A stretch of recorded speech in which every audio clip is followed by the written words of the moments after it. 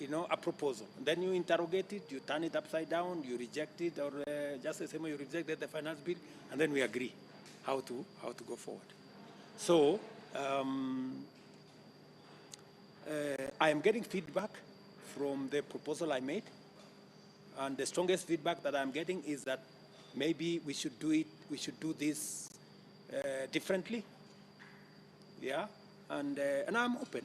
You know, if you want us to do it differently, if you think I should get one of you to host, you know, a session with the young people, mimi niko tayari. Where is the disconnect? Because during your campaigns, the millennials as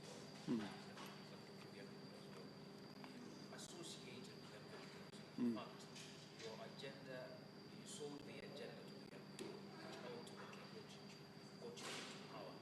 So the fundamental question here is, where is the disconnect? I think there isn't. I think there is a communication problem, which I have admitted. There is a real communication problem between what I am doing, what we agreed, what I am doing, and what you people are seeing. You know, I was very categorical, and I mean it, by the way, because it is something that I believe we must solve.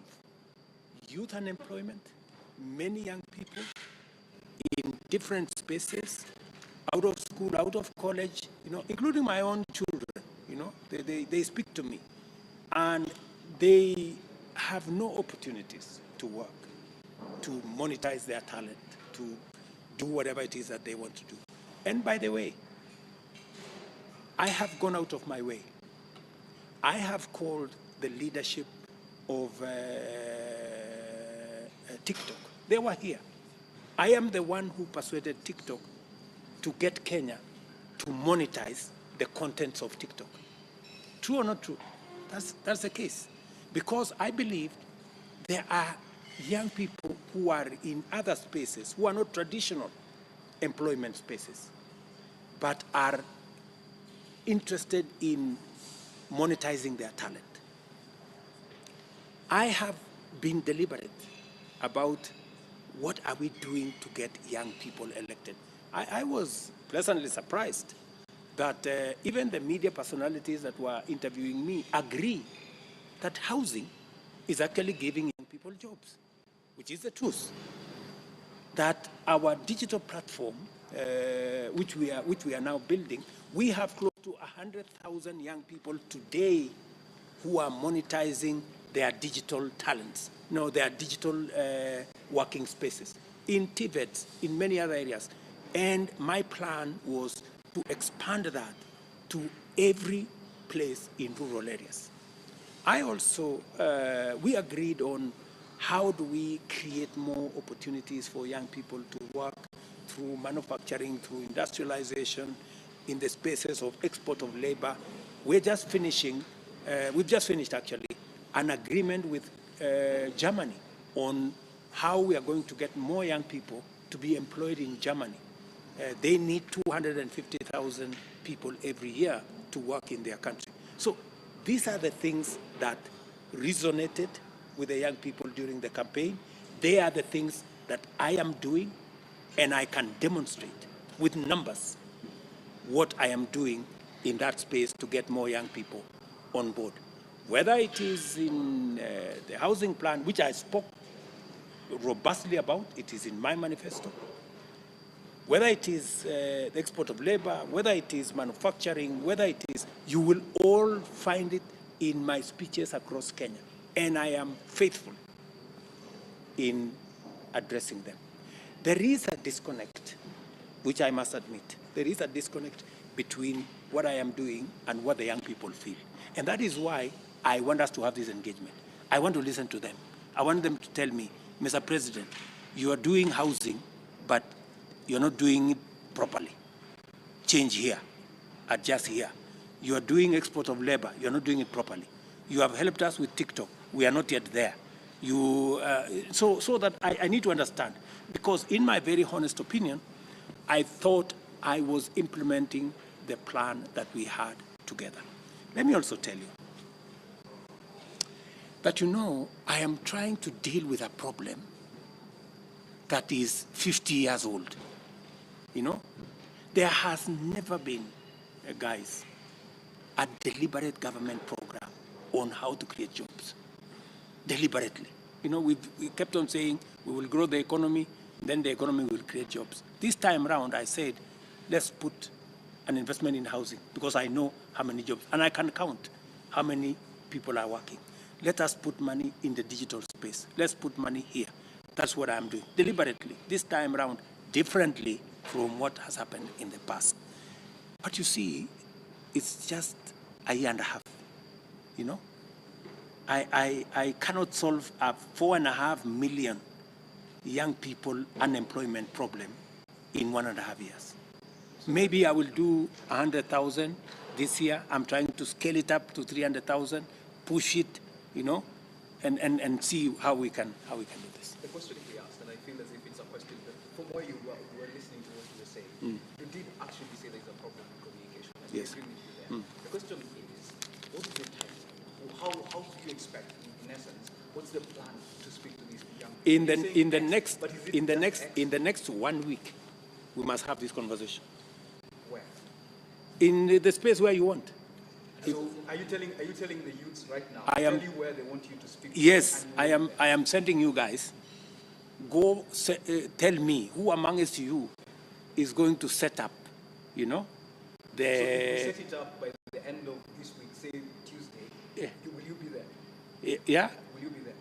Say end of this week, maybe Thursday, Friday. Yes. Why not? I'll be there. The biggest question here is that this was the Gen Z movement. We are leaders. There is nobody like the face of it. So I'm just asking that, how do you plan to deal with this? Because we've seen some people coming out that they are the leaders, but they have been labeled as imposters. So I don't know if already you've identified how you want to identify those who are going to represent the youth in that conversation. You know, you're the one who is telling me you are leaderless. It's not me. I'm not the one saying. I have. It is not in my place to identify the leaders for you guys. You guys should sit down, either identify your leaders, who will then engage with me, or if you do not want to identify your leaders, tell me how else you want us to talk. You know, I am open. When I suggested the multi-sectoral thing and the multi-sectoral setup, I thought you were going to say, okay, we're going to organize ourselves. This is how we are going to participate. And by the way, the whole of that setup, I want it to be about young people. Civil society, young people from civil society. Religious organizations, let us get young people from religious organizations. Professional bodies, let's get leaders from professional bodies who are young people, you know. I am not saying that religious leaders must be the traditional religious leaders. We have very many young people in churches. They should be able to step forward and come and engage with me on how to take this forward. If you guys are saying you do not want the traditional way things have been done, you want it to be youth-led, you want it to be youth-owned, you want it to be, I am open. If you, I put out a suggestion, you guys tell me, and you know, then it becomes very, very difficult if I don't know who to deal with. You know, at least you know I'm here, but I don't know who now. Is it Ms. Kidinji here? Is it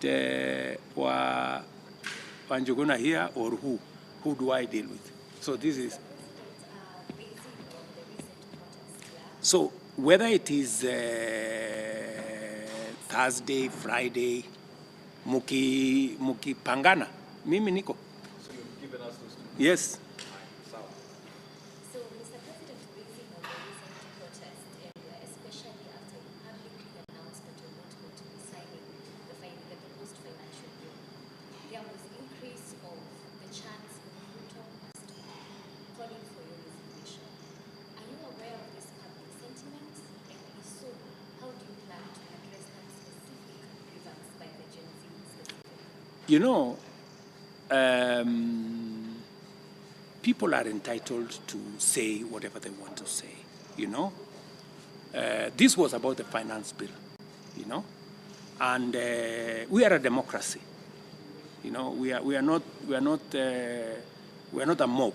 We are a people, you know. We are a democracy. There is how to engage. There is how, if you want to remove the president of Kenya from office, there is how you do it, you know. Either you wait for an election or you do whatever the Constitution provides for. And I have no issue with anybody doing whatever it is that they want to do. But ultimately, we must solve the problem. The problem cannot be a person. Debt is not a person. Unemployment is not a person. All the challenges we have as a country cannot be sorted out. Let us not be simplistic to say, if you remove this person, the problems will end. I don't think that is where we want to go. We want to be honest with ourselves. How do we solve the problem? Let us not run away from the problems we have as a nation by rounding it up and saying, if we lynched this man and got rid of him, all our problems will end. They will not. You know, we have seen countries that have done that. The countries have never become the same. So I think we just need to be rational. We need to be, you know, to step back and say, okay, how do we solve the problems that affect our country? Mr. President, you mentioned that earlier on it was about the finance bill. Why do you feel these young people, even after you ruling and deciding that you're not going to be signing this proposed bill, why do you feel they felt the need to call for your resignation? Maybe you should tell me, because you are among the young people. Maybe you should tell me, so what was this about? I think the issue that many people have, especially the Gen Z, is the issue of, besides now the approach of the administration of taxes, is the whole issue of poor governance. And as much as yes, you're calling for a conversation with the young people, these young people, we the young people, want to see our government act on some of the things that you really promised us. So besides the conversation that you have openly declared ready and willing to have with Gen Zs, what are some of the actionable things that you will be doing as the head of the administration to convince these young people that you have our interest at heart? In matters like, you know, I have a whole program about how I intend to deal with the challenges that affect young people. Let's put that aside. And nobody seems to have a quarrel with that. What the issues are is matters to do with governance, you know, rule of law issues. Are we living within our means? That's the question. Are we living large? Are we spending more than we should be spending? Do we need the office? Do we need certain offices? And I have agreed with you that certain offices will go. You know, as part of building the new reality. You know, certain offices will go. Certain actions I must do. You know, and that's why I was saying here.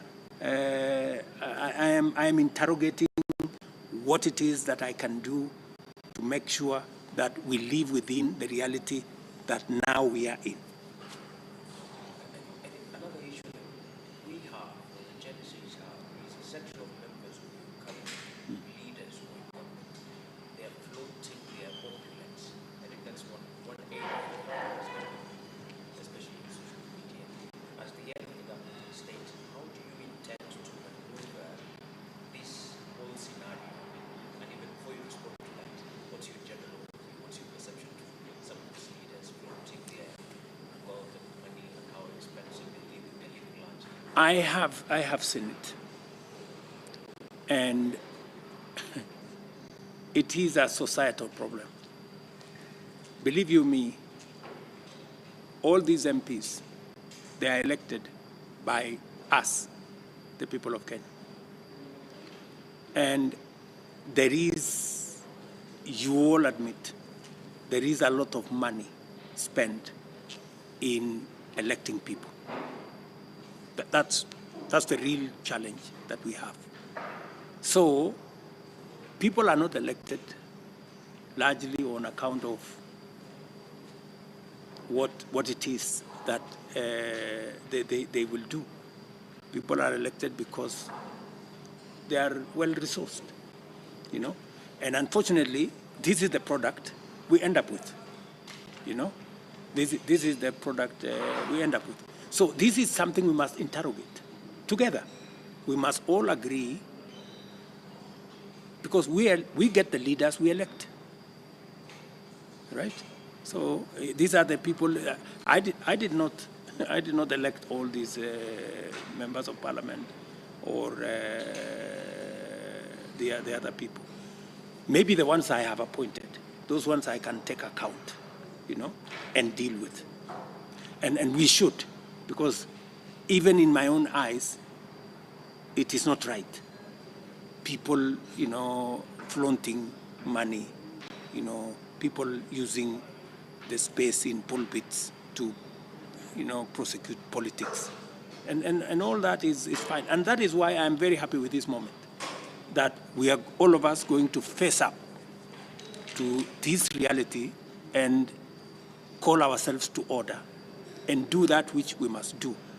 And the conversation that was around here, I met some of the church leaders, I met even my own PG, and even them, they were saying, yes, let us abolish Harambes. Yes, let's do something about our situation. We must live within our means. So it is a very healthy conversation, and I am all in.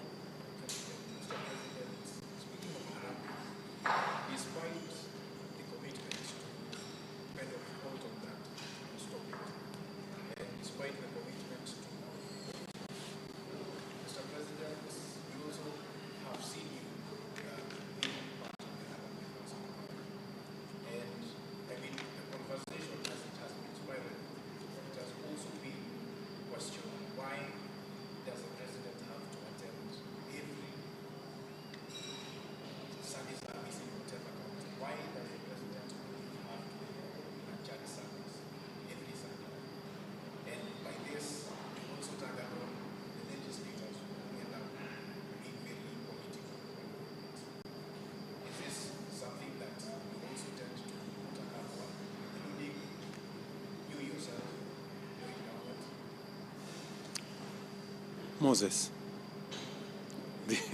I am a Christian. I cannot stop going to church, you know? And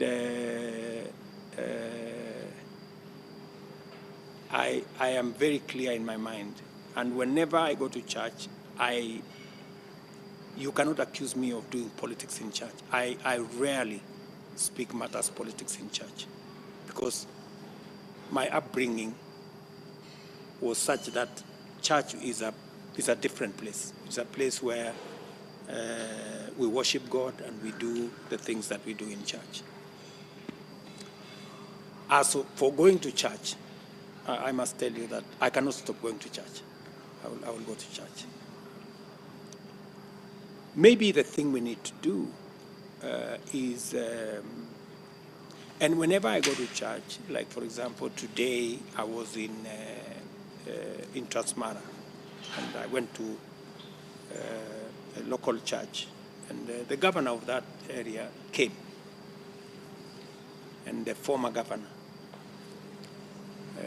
The MP did not come. I think because they didn't know, because I just decided to drive to church, you know, just like normal. It was not a fundraising. It was not, you know, a big congregation. It was just a normal church service. Many times I go to church here at Melimani AIC, many times, and sometimes it's not even recorded. Many times I go to NPC Karen, and even many times there are no cameras. I go to church every Sunday, and more than being recorded, I go to more Sundays that have no even record of media than those who have a record of media. Of course, I also go to Sunday services like the one I was in Nyahururu, when I'm invited, say the inauguration of a bishop. It's a big event, and I'm invited. I go, and it's not a fundraising, it's just a church event. And as a Christian, you know, if you are invited, you attend. But I agree with you, there is some conversation going forward whether how we do it so that it remains a religious issue and not politics. So, Mr. President, there are a couple of demands that were made last week from the movement that has brought this conversation forward. Yes. There were 14 demands. Of those 14 demands, I'll at least address some of them, including the CAS positions, the positions of the first and second lady. We've already talked about that. We've also talked about it with the mama in the previous interview. But then there's a question around scrapping the housing levy. There was also a demand, of the 14 demands, there was also recording OMPs. There was a question of JSS teachers. There was also a question of the intern doctors and the salaries of the MPs, among others. Of these issues, what can you tell the young Kenyans tonight? That of these issues, which ones do you feel can be solved before this conversation even goes further? The issue of GSS teachers have already said that it's impossible, having reduced the amount. Because, you know, I don't need to be pushed about the GSS teachers. It was my initiative, because these are very decent Kenyans who've really gone out of their way. For 2 years, they've been interns. They've been earning a very small stipend. It was their time now to be hired on permanent and pensionable. And I had made the budgetary provisions for it. I had made the budgetary provisions for the intern doctors. I had enhanced the whole space around what they were going to do. Unfortunately, I have a new situation which I have to think about. With the money being scrapped from the... Yes, with the money being scrapped from the... There be a possibility of those teachers still getting the opportunity to be hired. And now tell me, because, you know, if you give somebody a letter of permanent and pensionable, you must have the money to pay them at the end of the month. The money to pay them at the end of the month has been scrapped. So it has to be, I have to begin to figure out, so what do I do with these intern teachers? At the moment, I can't tell you straight that within a month or 2 months or 3 months, I will have figured out what to do with them. But they are part of my headache now going forward. What do I do with them? Now, the question of IEBC, it's a good question. At the moment, the country has no IEBC. Members are calling for the recall of members of parliament. Kenyans are calling for the recall of members of parliament. Where are we in the state of IEBC? On the status of IEBC, I think I received the final report from Parliament 2 days ago. And within the next 10 days, I will make a decision and we will proceed and appoint a new IEBC. I think part of the root cause of the national protest is because when you came into office, since coming into office, the whole idea, the narrative of bottom-up economic agenda seems to be a bit fading away.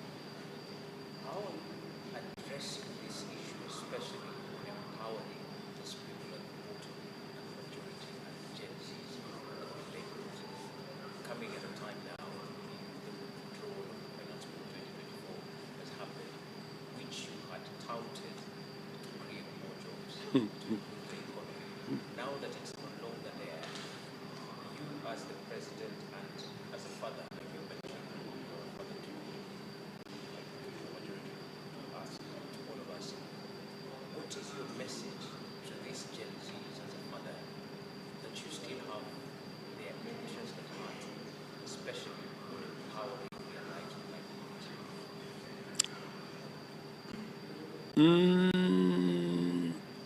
Luckily, you know, we still have other programs that will run.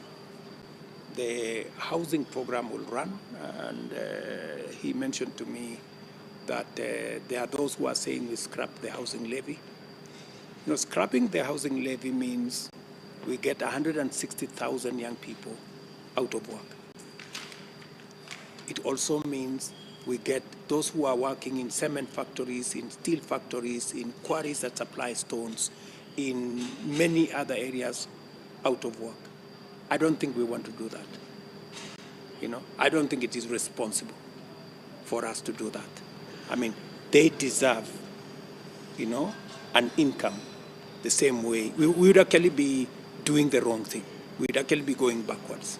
I think we should, instead of saying, how do we scrap the housing levy, we should be saying, how do we do more with what the housing levy is doing? How do we expand it to reach out to 300,000, 400,000, 500,000? Because that's my plan. My plan ultimately is that this housing program should be able to hire 500,000 young Kenyans every time. And this is, and I'm talking about Kenyans at different categories: engineers, architects, plumbers, you know, the people who go to our TVET institutions, all the way to accountants in cement factories, the hardware people, and it's a whole industry.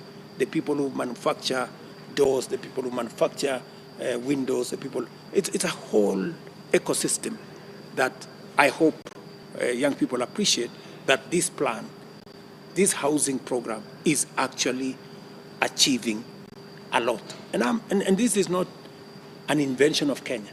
This is how modern countries have achieved unemployment. This is how modern countries have taken their development to the next level. I had an engagement here with the president of Singapore. Singapore was at the same level as Kenya at independence. Today, they are in the first world. We are struggling because they made those decisions early. Today, 90%, 96% of Singaporeans are homeowners. Today, we have 7 million Kenyans living in slums, and many who do not have decent livelihoods because we didn't make the decisions they made. These are some of the very difficult decisions I've had to make. Many people are beating me about the housing levy, but it is what Singapore did to be able to get where they are. We keep talking, oh, you know, we were together with Singapore, they've gone ahead, they have homeowners, but we don't want to do what Singapore did to get where we want to go. We should be like Singapore. How are you going to be Singapore if you cannot make decisions that took them to where they are? You do not want to make those decisions. We just have to make the right decisions and take the country forward. And I am very proud of the decisions I have made so far. Difficult, not very popular, but I'm telling you, that's how this country is going to change.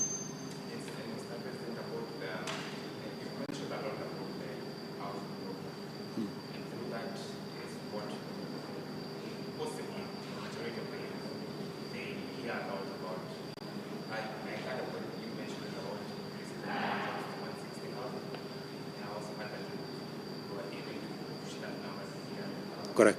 So the only question that comes out of that is, are there any other job opportunities that they can get besides the housing? Absolutely. Ask about that because I hear about computers, accountants, and all that. Because we have so many youths who probably do not want to go back to those spaces.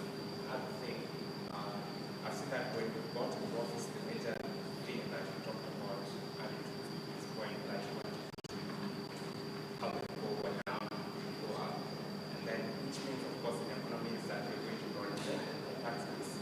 But the process, you running a business in Kenya and have another branch in Uganda, I feel like it's much easier you running my company in Uganda rather than Kenya. Why? Because the amount of taxes you are paying here, they are way more. And like in other markets, we can be able to make more income. And like here, for example, look at the digital space right now.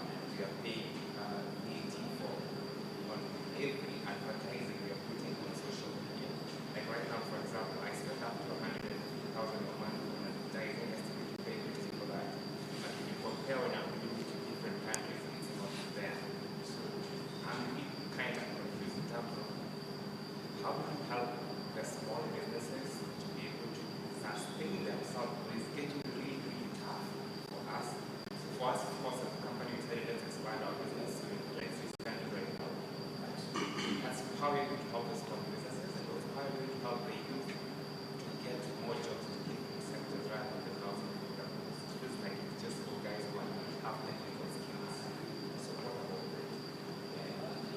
Very good question.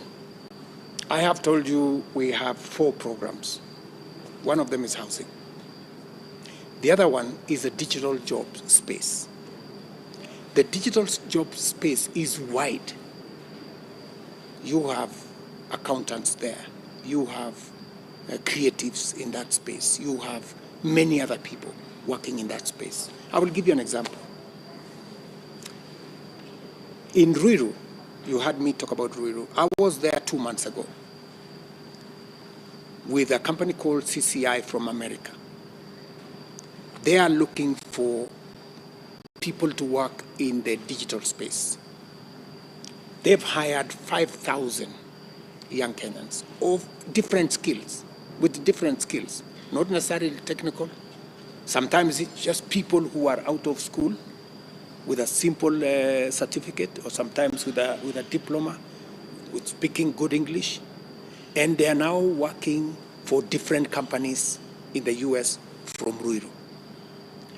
It is the reason why, if you read our manifesto, we have what we are calling the digital superhighway. It is the reason why I was saying we have changed the CDF Act so that we establish ICT hubs in every ward in Kenya, so that we take it down to the bottom, as was my commitment.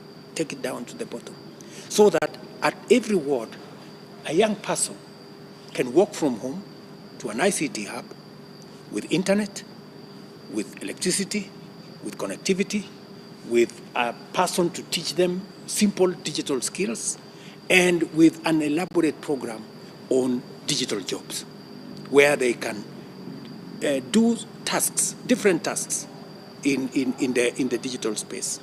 And already, if you go to many of our TVETs, we already have installed ICT hubs.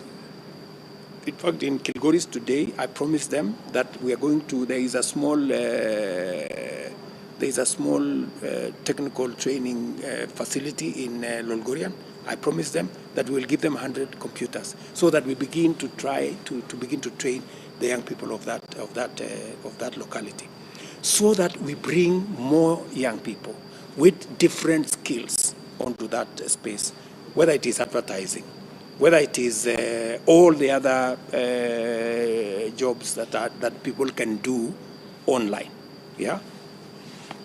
My commitment is that we will not only have internet connectivity, we will also have training facility, and we will also make sure that you have requisite technology devices to make sure that these young people can monetize their talent. After a while, they can buy their own computer and begin to do it from home. So that is the other program that we have. And on that program, if you visit some of the TVETs today that are operating in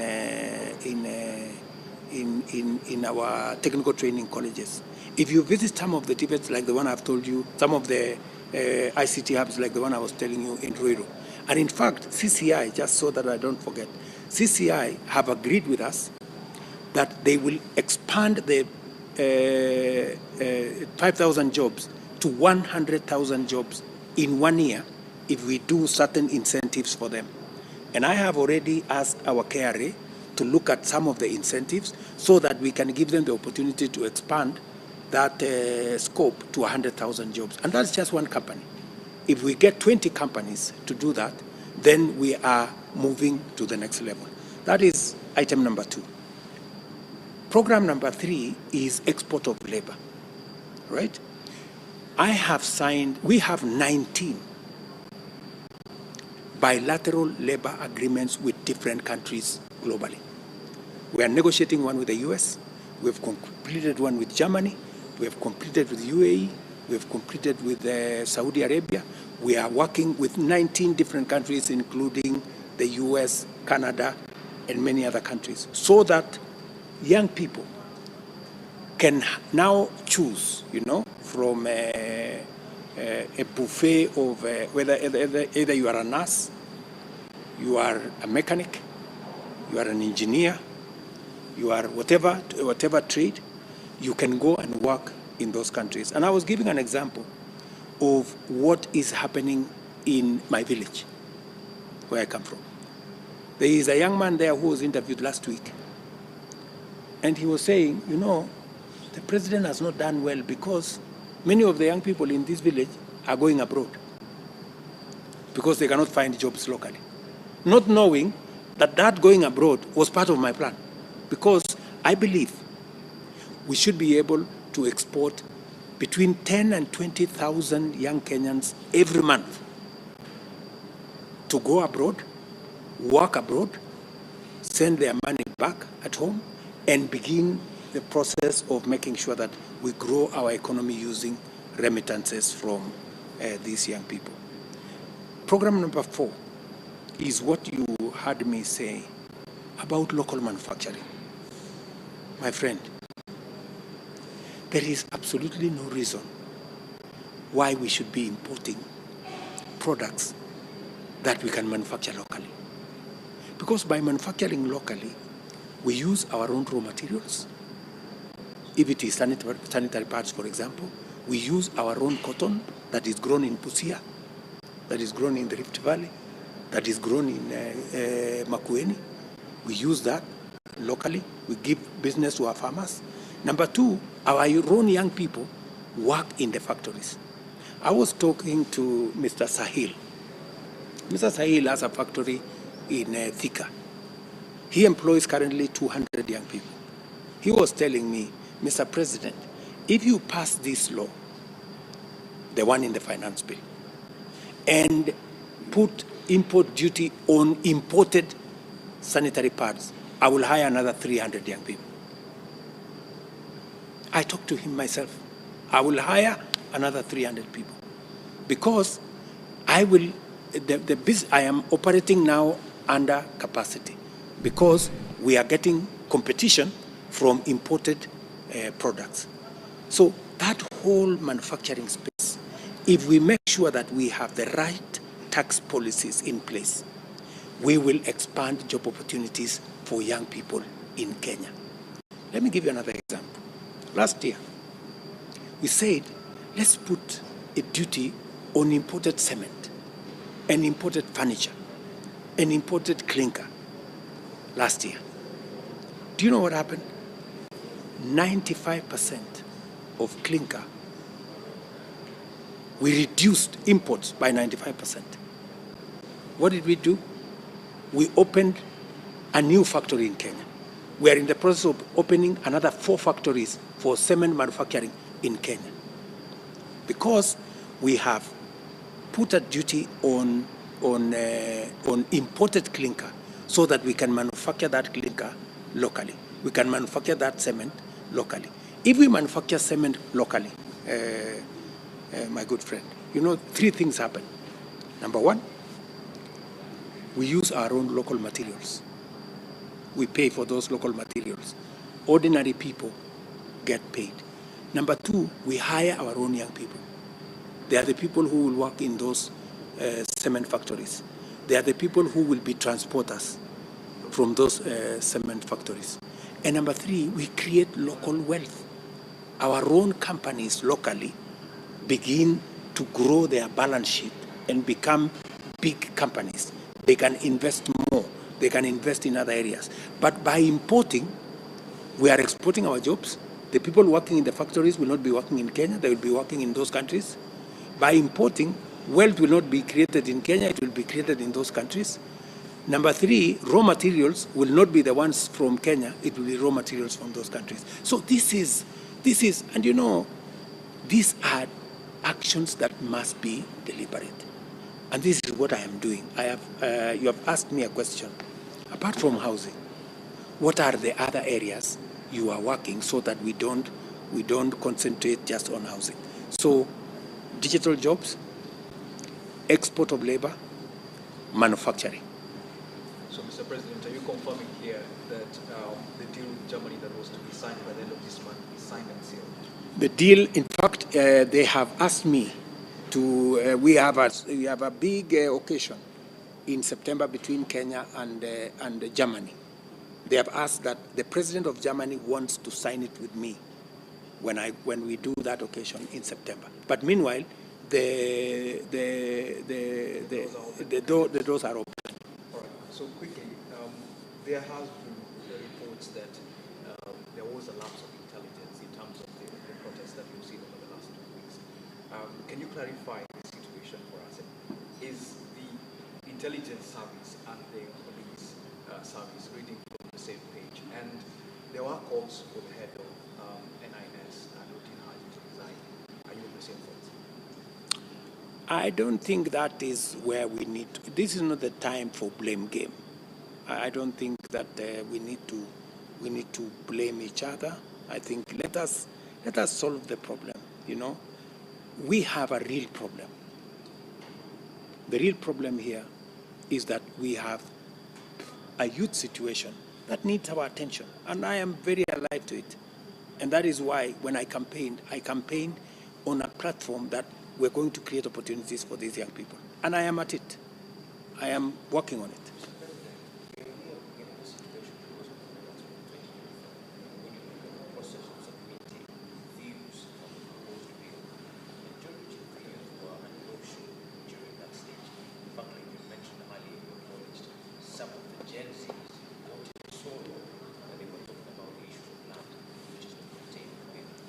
As the president, how can you office perhaps petition parliament to have a change in style to accommodate this when it comes to submitting a proposal to parliament? TikTok. Because as it stands now, Kenyans can only be able to submit their views and submissions to parliament through written memorandums or via email. Do they find this to be a laborious exercise?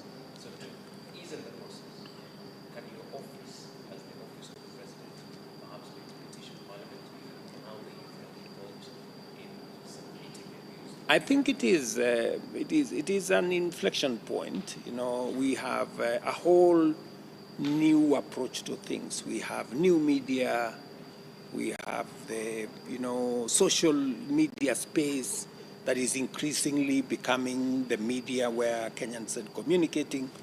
And I think we are all seized of maybe doing things differently, making sure that we open more avenues for citizens to be able to participate, because citizen participation is front and center of government business. And therefore, I think there will be a consideration, and we will be discussing with Parliament on how this generation of young Kenyans can bring their views on board. In the media they are friendly with, and in a manner that we carry everybody along. It is a positive suggestion.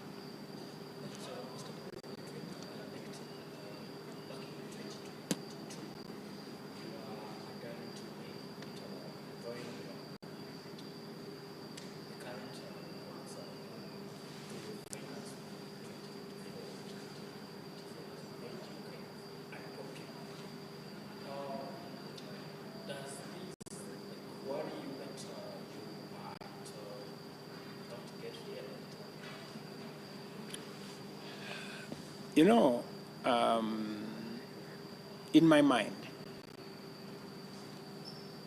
I have to choose between being a politician and being a leader. Being a leader means you make the right decisions. I want to make a difference in Kenya. Jesus, the man that has maybe 5 billion followers today in the world, including yours truly, did his work in 3 years. Everything he did in 3 years. So it is not the length of how much you serve. Many people tell me, Mr. President, you should be bothered about your re-election. Frankly, my re-election comes second. Doing the right thing for Kenya is my first priority. Are you not worried at all that the ongoing protest that calls for you to resign might lead to you losing a second term?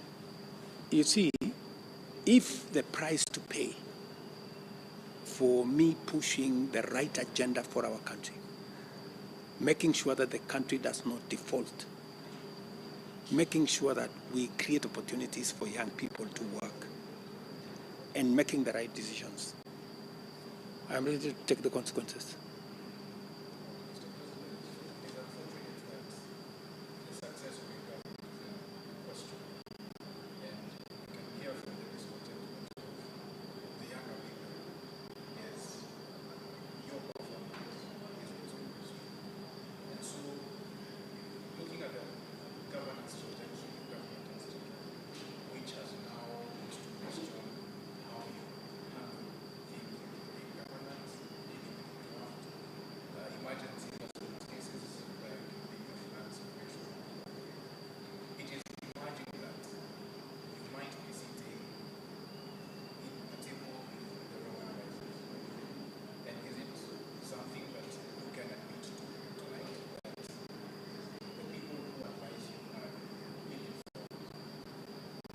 It is something to think about. It will exercise my mind.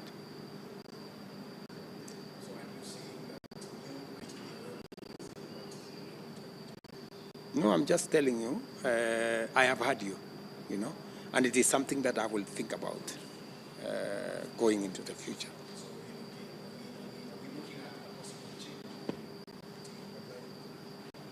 That's a possibility.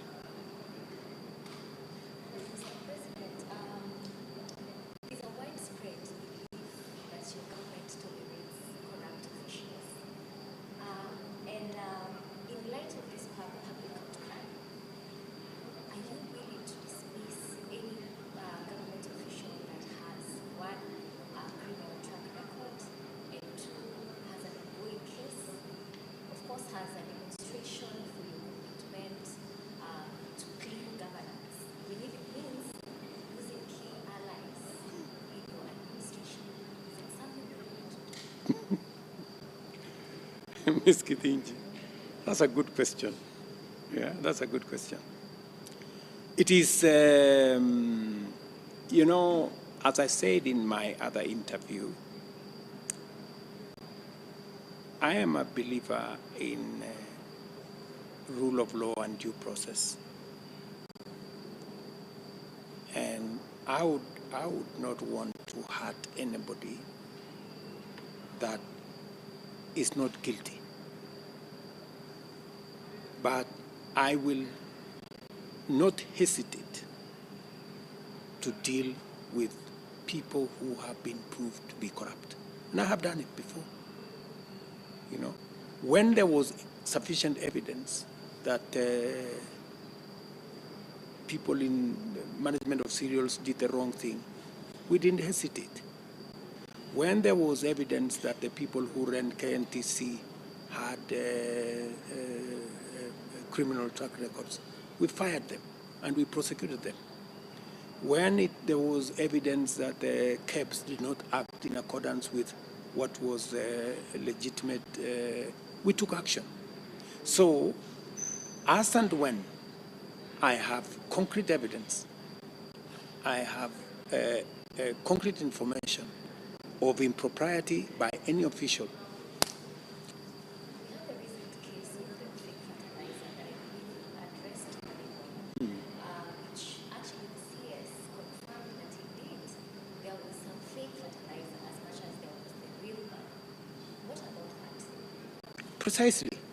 That's why the CEO of Cereals, the General Manager of National Cereals and Produce Board, and 7 other officers of National Cereals and Produce Board are in court. That is the kind of action I took. We didn't, equivocate. We were very clear.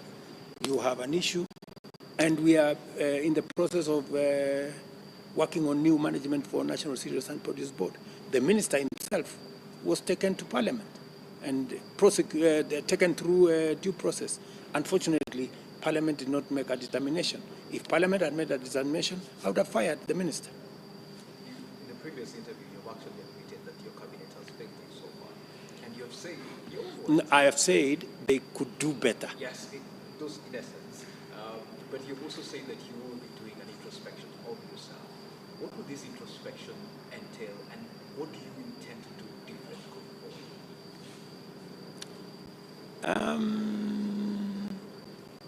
I don't think I should say more than I have said. Watch the space. So you're just telling us to stay awake to. I will take action, and you will see it. All right, let's go back a little bit to the debt.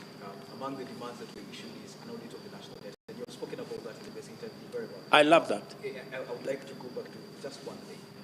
In essence, Kenyans have been worried about the amount of debt, and in essence, they've been asking is, are your trips abroad putting us in bed with the likes of IMF and the World Bank? And are you worried about these deals or the conditions pegged on these deals yourself as the president? And more so, can Kenya pull out from these deals? You know, the multilateral development banks are our biggest supporters. In fact, the World Bank and IMF and all the other multilateral banks are our partners in development. They are actually the source of the largest development financing that we have. And their money is lent to us at between 0 and 2%. The alternative we have is to go to the market here, which we are borrowing money at 14, 15%. If you are sitting where I'm sitting, you have two options: to go to the local market and borrow at 15%, or to speak to the World Bank and IMF and get money at 2%. It sounds reasonable, but the question has to be, IMF itself, in the current problem they're in, had pegged some of these things in terms of the financial proposals. You see, the ultimate decision doesn't rest with IMF. They make suggestions to us, but I take the last decision. It is me. It is Kenya. It is us as Kenyans that decide.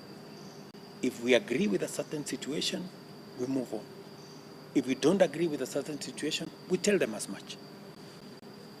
Mr. President, final round of questions. Again, my final question would be, what is that passionate message for you who are scheduled to mobilize again this week, Tuesday and Thursday? What is your message? My message to the young people of Kenya is two. Number one,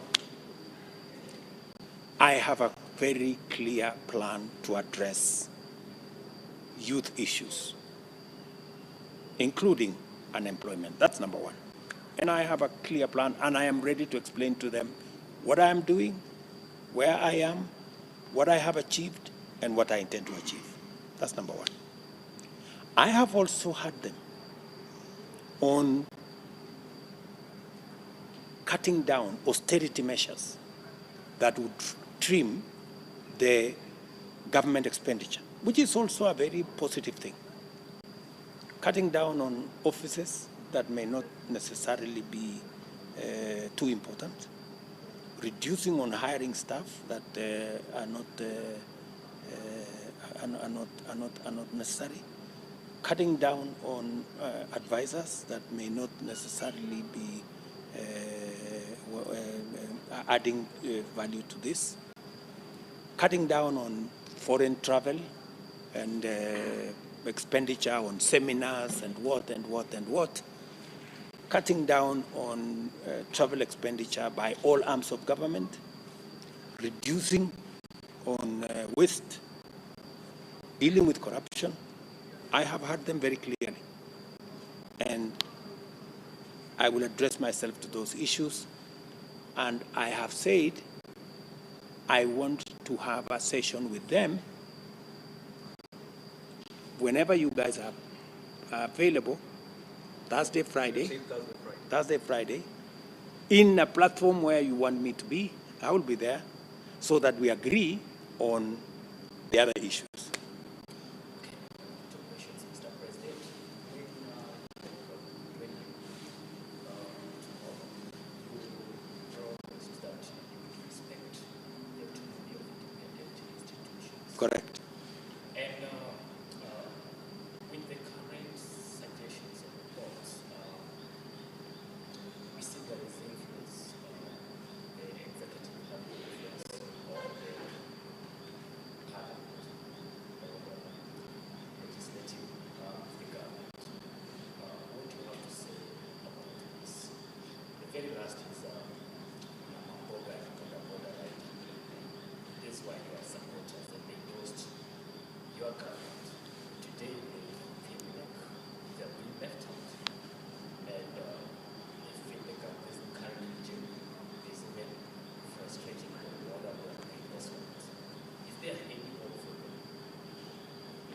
Let me start with your last question.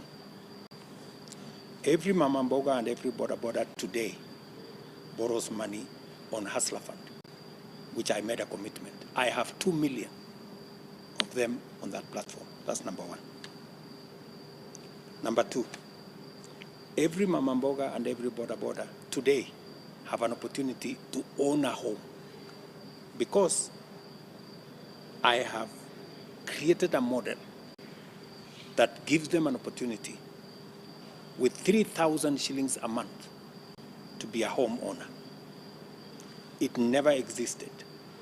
It was never there. If you go to Mukuru tomorrow, you will be shown a house where an ordinary Kenyan will pay 3,000 shillings and own a home on 10th floor or 6th floor or 4th floor. Number three, Mama Mboga today will also tell you, I am building 400 markets across Kenya. They are under construction as I talk to you. In fact, before the end of this year, between 100 and 150 will be ready, because I made a commitment to them that Mama Mboga is doing business like everybody. And I committed to them that they will be doing their business in a place that is decent, that has water, that has electricity, that has, sanitation, that has toilets. Number four, I will also tell you that in my universal health coverage plan, which unfortunately Kidogo has been affected with a finance bill, I have changed the law to make it possible for Mama Mboga or Boda Boda to go to hospital with a health insurance paid for by the government of Kenya if they cannot afford.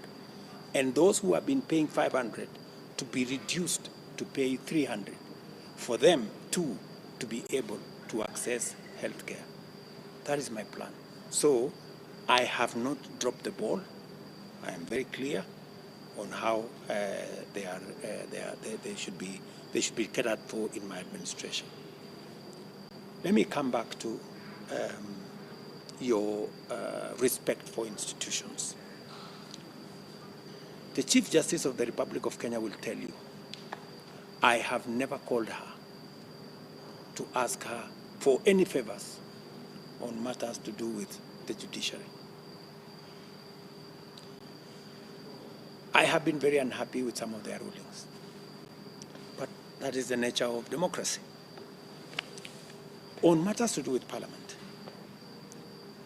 I have never instructed Parliament to do anything, but there is a nexus between government policy and legislation. Those members of Parliament who belong to the ruling coalition have a duty, because we made the promises together. We went together to the people. We were standing side by side. We were promising housing together. We were promising universal health coverage together. We were promising fertilizer together. We were promising coffee issues together. We were promising sugarcane issue together. So that is why we hold a PG to agree. Gentlemen, this is our manifesto. This is what we agreed. That is, and it happens worldwide. It is not a Kenyan invention.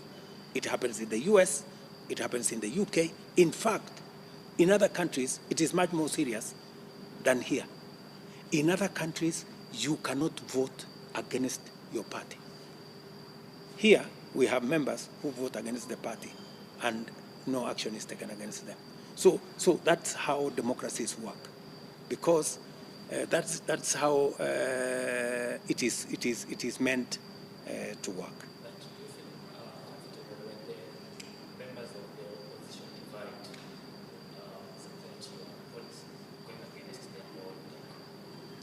But the same way, members of my own party sometimes don't vote with me So sometimes members of the other party also don't vote with their leadership.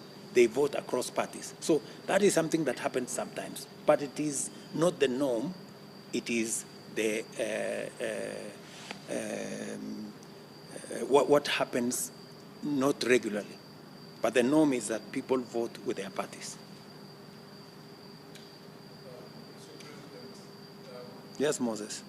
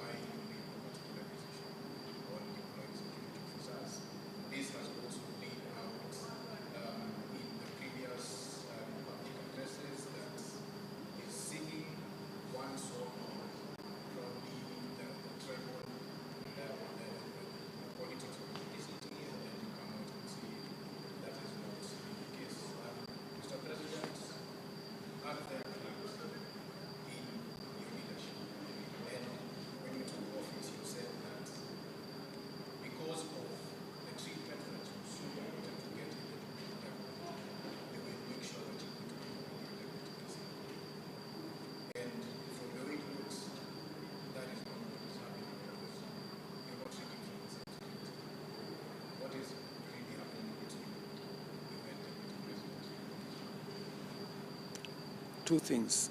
Let me answer to my commitment. And I am very faithful to my commitment to make sure that my deputy is treated as it deserves the office of the deputy president. I have done three things that I never enjoyed as deputy president. Number one, I never had a budget for my office. Even for buying tea, it was controlled from the office of the president here in State House. Today, my deputy has an independent budget for his office with an independent accounting officer that doesn't report to this office. That's number one. Number two, I never chaired a single, in fact, there was no cabinet committee for 10 years. My first action when I came into office is to set up cabinet committees and appointed the deputy president to chair those cabinet committees. 8 cabinet committees chaired by the deputy president. There is no government business that is prosecuted by the cabinet that does not first start at the cabinet committee chaired by the deputy president. It was my commitment because I wanted my deputy to have clear roles, clear responsibilities, and to participate fully in government management, government programs. Number 3, I made sure that my deputy, whenever he needs transport and transport is available, he is facilitated. In fact, what I have done is that I have even repaired and made available 2 police choppers, the same size as mine, that I use from the military for my deputy to use. And in fact, some of the time, he uses the choppers that I use. Sometimes, because these choppers are actually meant for military work, sometimes they're not available. like yesterday, they were not available. I took a private transport to where I was going. Today, I took private transport to come back. You know, sometimes there are those incidences. So, on that first issue, I am very clear in my mind that my deputy must be treated with respect. And I have done that faithfully.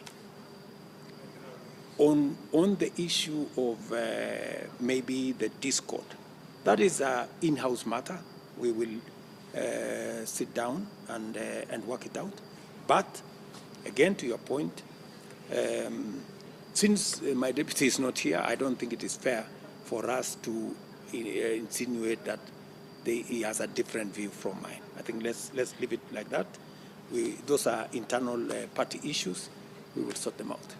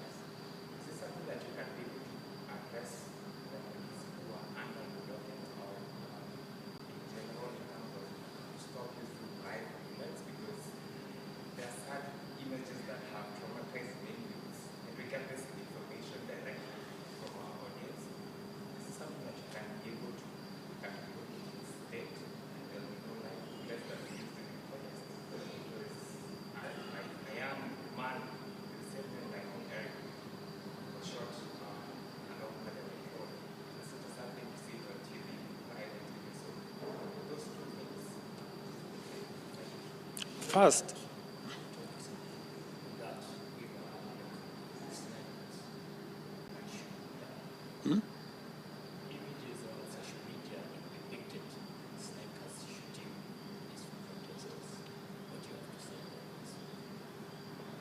so first, let me say that this is a phase in society. We are coming to a new phase, and it requires us to adjust. You know, maybe as you've said, many of the young people are not watching mainstream media. They don't read newspapers. Maybe there needs to be us to think about new engagement. How do we engage these young people better in the spaces where they are, whether it is on Twitter or TikTok or the other spaces. Number two, on matters of abductions, there is no provision in the law for any abduction. And any arrest of citizens must be within the law. And that is my clear position to the independent police service. However, when police arrest somebody, it must also not be immediately made to look like it's an abduction. If the police show up and they show themselves, we are policemen, we are coming because either we asked you to come to the police station, you didn't come, or we have some questions for you to answer, that should be within the parameters of the law. There is a provision for the police to come and tell you, Eric, we have come. This is us, we are the police. We want to interrogate you on this matter, on this matter, on this matter. So long as it is done within the parameters of the law, it doesn't amount to an abduction. As for the protests, I have said clearly that peaceful protesters will be protected by the police. Eric, you will not tell me that the people who burned down Parliament were peaceful protesters. They were not. You don't want to tell me that the people who burned the Chief Justice office were peaceful protesters. As you heard me say, we have thousands of citizens who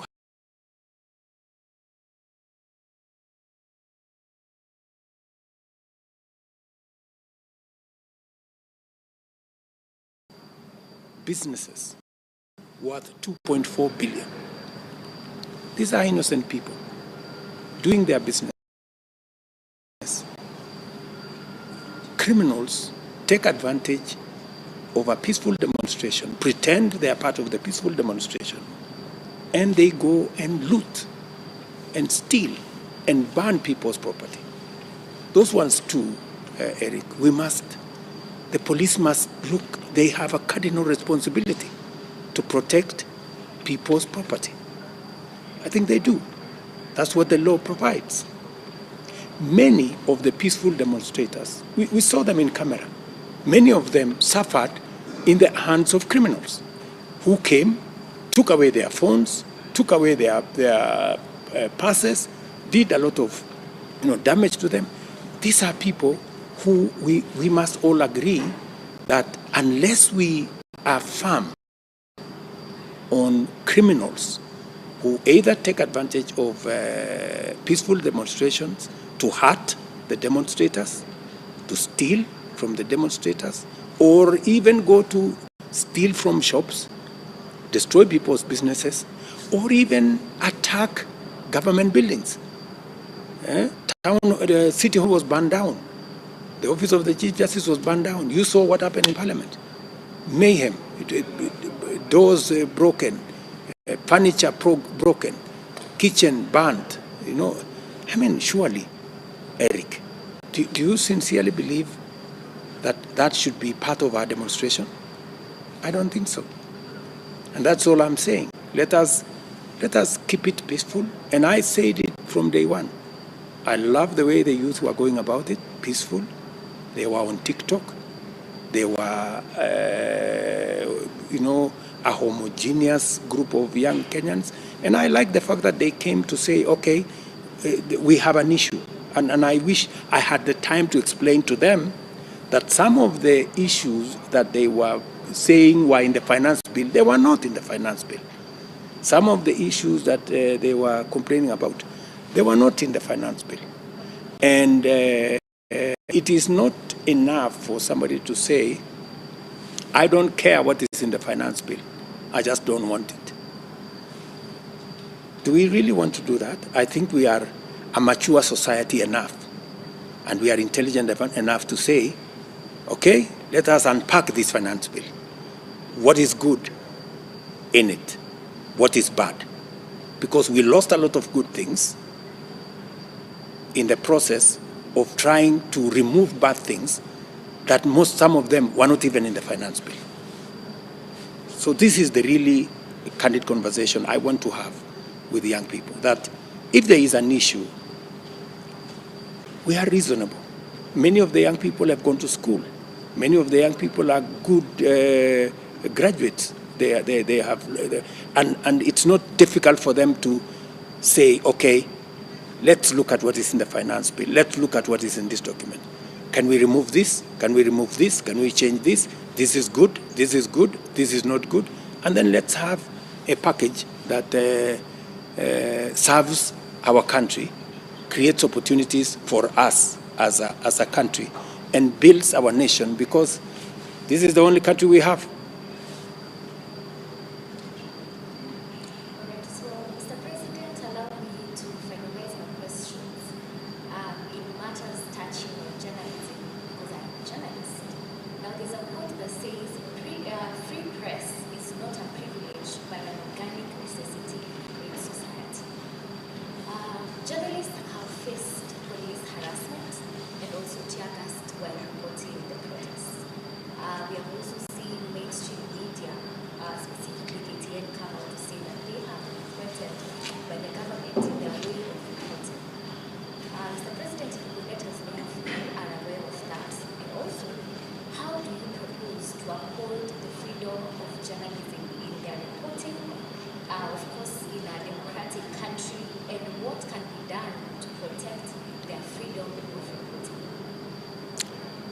I think if we have free media, and it is not the one in Kenya, then I don't think we have any free media anywhere in the world. In Kenya, people report anything, everything, what is news, what is fake news, what is true, what is not true. I would really ask the media to act responsibly.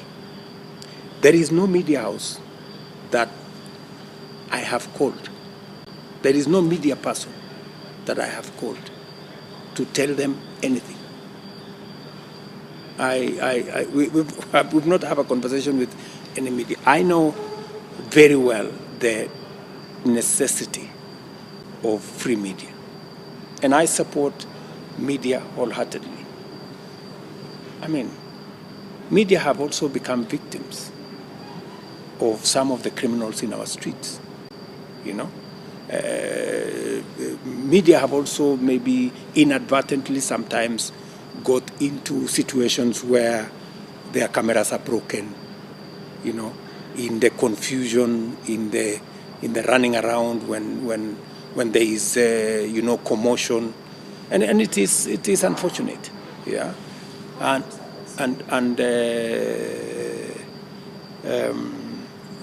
to your point that anybody has threatened KTN. KTN should make a formal report of who threatened them, and so that they can be dealt with in accordance with the law.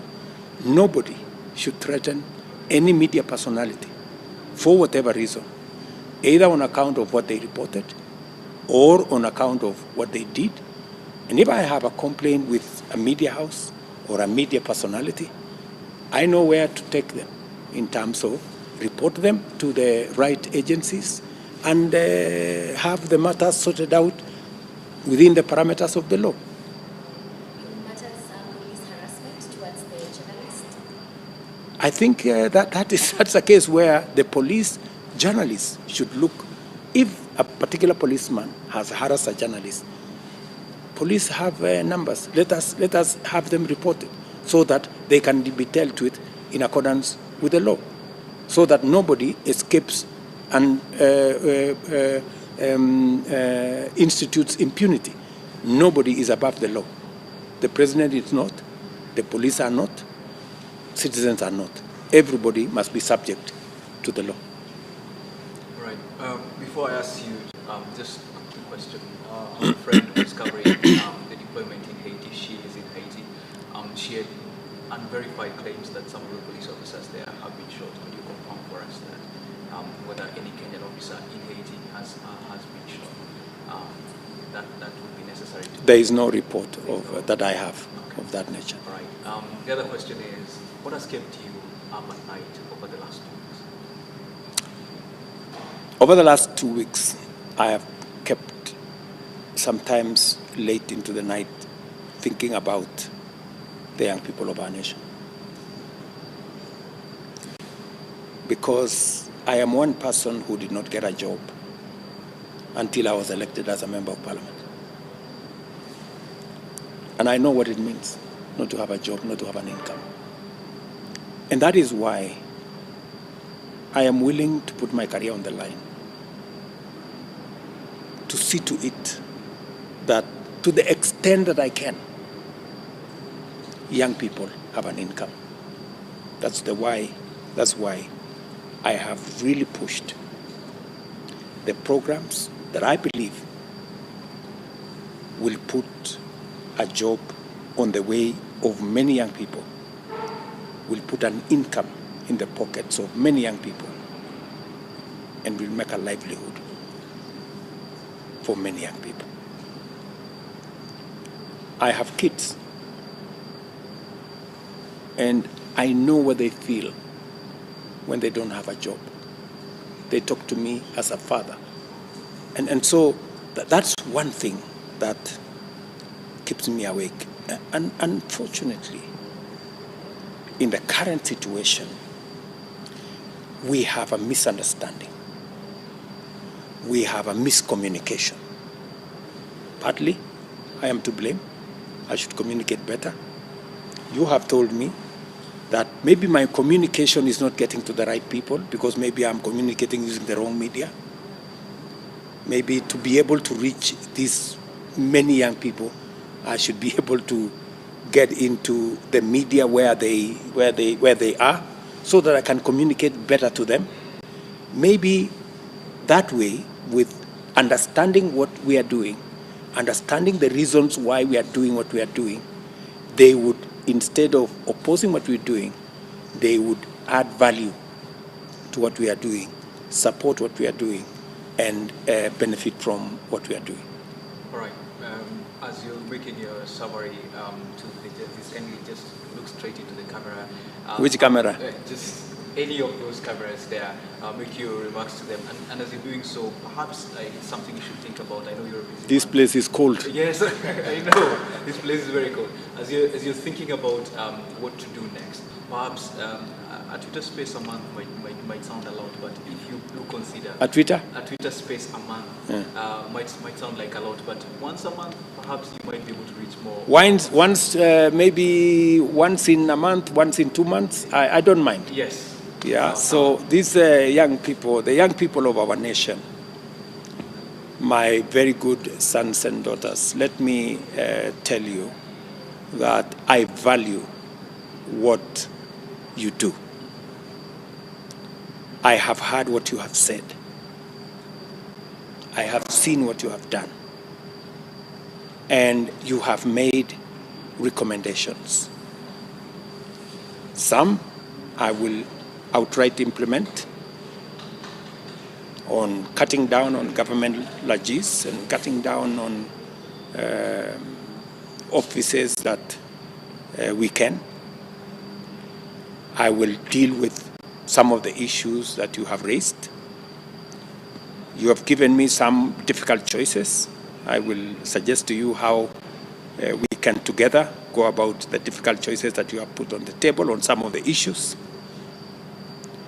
But I want to promise you that in the engagement that we're going to have, God willing, in the next couple of days, I think we've agreed with some of your colleagues here that maybe Thursday, Friday, I will be thoroughly clear, and I want you to be equally clear on what you think, the suggestions you have,